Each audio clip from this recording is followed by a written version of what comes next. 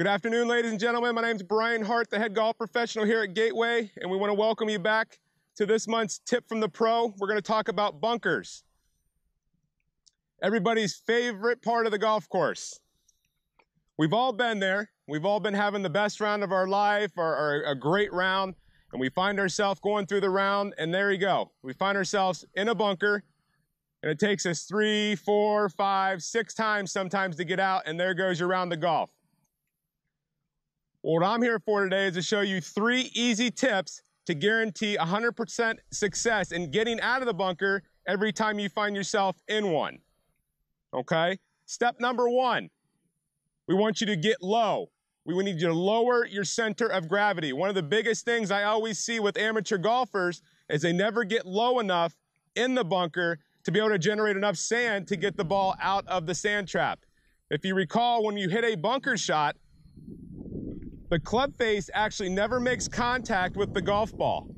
It only makes contact with the sand, which then has the golf ball be pushed out of the bunker. Okay? So what this is going to look like is our normal posture is going to be about so. In order to help us create a lower center of gravity, what we're going to do is always take your lead foot that's aimed towards the target, and we want you to cover that lead foot with your knee. So I got a GoPro here on my chest, and as you can see, at this point right now, my knee is covering my right foot. You can see it here, now you can't. So by taking your lead knee towards the target and covering your lead foot, look what that does to my center of gravity, it lowers it, okay? This in turn is gonna allow me to make contact with the sand more consistently, which is what we're trying to accomplish, okay? So number 1, get low. Number 2, take that right knee or your lead knee towards the target, and we're gonna cover, as you can see here, my right foot, all right? Those 2 never change throughout the consistency of the entire golf swing. So as we go back and as we go through, that center of gravity, along with your knee covering that foot, always stays the same, okay? Lastly, throw the sand is what I call it. In addition to never getting low enough, what we see with amateur golfers that struggle in a bunker, they also never accelerate enough through impact, leaving it a lot of times in the lip of the bunker, or in this case, sometimes never even getting out of the bunker, okay?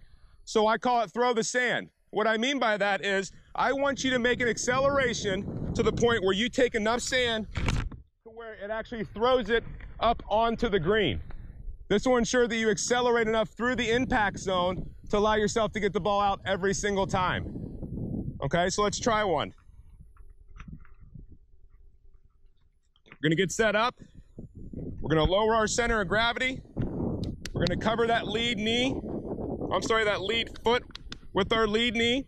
We're gonna maintain that posture, then we're gonna throw the sand.